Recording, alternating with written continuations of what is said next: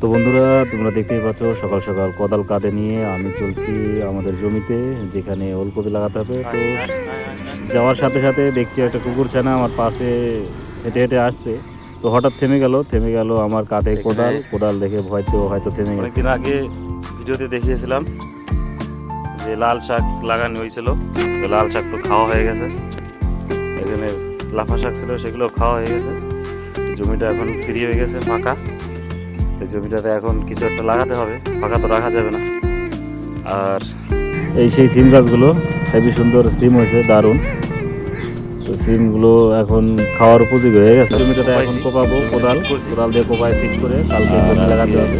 তার জন্য কোদাল নিয়ে হাজির হয়েছি। আবার করে কপি লাগাতে হবে, আর এই কপিগুলো সব খাওয়া হয়ে গেছে। সকাল একটু কোদাল চালাবো, নতুন করে আবার এখানে কপি লাগায় রাখবো। সেগুলো অনেক খাওয়া আছে, 1 মাস পরে আবার খাওয়া যাবে। চলো একটু কাজ করা যাক। কোদাল দিয়ে প্রথমে আলগুলো ছাঁটাই করে নিলাম।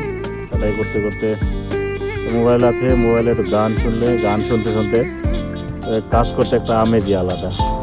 সকাল সকাল একটু ভোজপুরি গান শোনা যায়। গানটা রেডি করে তারপর আবার টুকু জমিটা ফিট করতে হবে, পরিষ্কার করতে হবে। তো মোবাইলটাতে একটু গান राजीव की तरफ से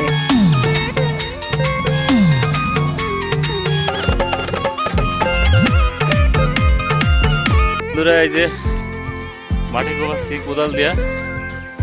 এখানে নতুন করে আবার কপি লাগাতে হবে। একটু আগেই বললাম সকাল সকাল পরিশ্রম হয়ে যাচ্ছে, বেশি কাজ করা হয় না।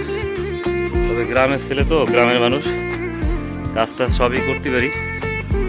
মানে গ্রামের মানুষ এক ধরনের, মনে করো যে অলরাউন্ডার, সব কিছুই পারবে, ঠিক আছে? এমন কোনো কাজ নাই যে পারবে না।